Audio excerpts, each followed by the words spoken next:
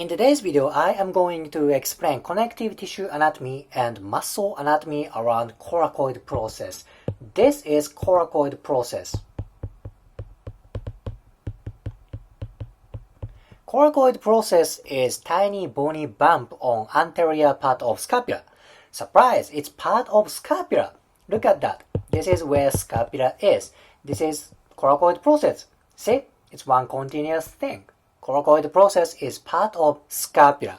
Thus, when tissues around coracoid process gets tight or gets injury, that inhibits movement of scapula. That is why coracoid process is very important structure.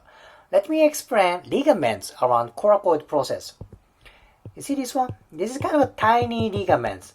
There are two ligaments, and these two ligaments together, it is called coracoclavicular ligament.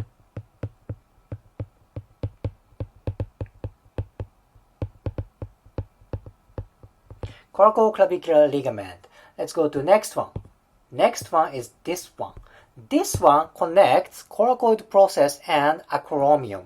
This is coracoacromial ligament.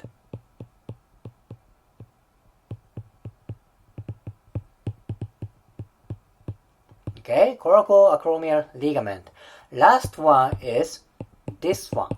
This one connects coracoid process and humerus. This is coracohumeral ligament.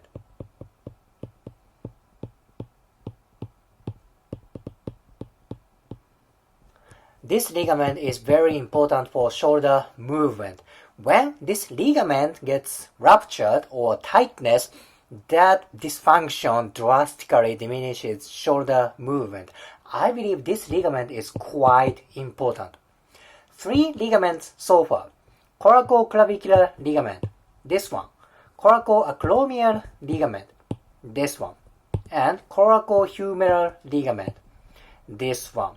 Basically 3 ligaments, or 4 ligaments if you include one of coracoclavicular ligament. They are so important for stability of clavicle, scapula, and shoulder joint. Let's go to muscle anatomy. See that? This is coracoclavicular, coracoacromial, coracohumeral. These ligaments are basically on superior border of coracoid process. On the other hand, muscle tissues attach on inferior part of coracoid process. There are 3 muscles attaching to coracoid process. First one is this one. This is pectoralis minor. This is freaking important for scapular movement. Pec minor moves scapula for 3 directions: depression, scapular abduction, and downward rotation. They are important for scapular movement. If scapula does not move, shoulder joint doesn't move. Thus, pec minor is so important for scapular movement and shoulder movement. This is number 1, pec minor. Next one is this one. This is biceps brachii, particularly short head.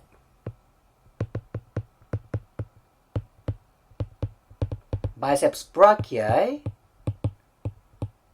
short head. By the way, this is long head of biceps. Both short head and long head attach to scapula. Short head of biceps attaches to coracoid process. So what can you say about biceps brachii? Both fibers attach to scapula. That means biceps moves shoulder joint. Famous movement of biceps brachii is elbow flexion. That's also important thing. However, I'm talking about coracoid process and shoulder joint today. Biceps is also important for shoulder movement. Freaking important muscle. Alright, deep to biceps brachii short head. There is one more muscle, like this. This is coracobrachialis. Coracobrachialis. It attaches to coracoid process and humerus. This muscle also crosses shoulder joint. Thus, important for shoulder movement.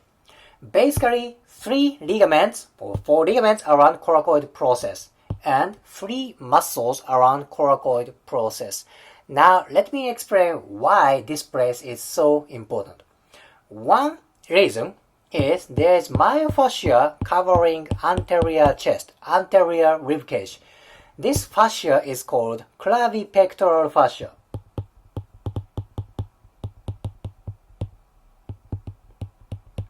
Clavipectoral fascia.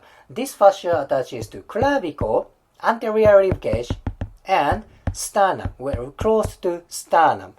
Plus, the part of this fascia attaches to coracoid process. This fascia is important for scapular movement, clavicle movement, and breathing. Very important for thorax movement. And don't forget, this fascia attaches to coracoid process. What if this fascia gets tight? This tightness may affect for pec minor because it's on anterior chest. Plus, this muscle attaches to coracoid process, right? Makes sense. And two more muscles attached to coracoid process, biceps and coracobrachialis, right? Thus, tightness of clavipectoral fascia affects for coracoid process and related muscle.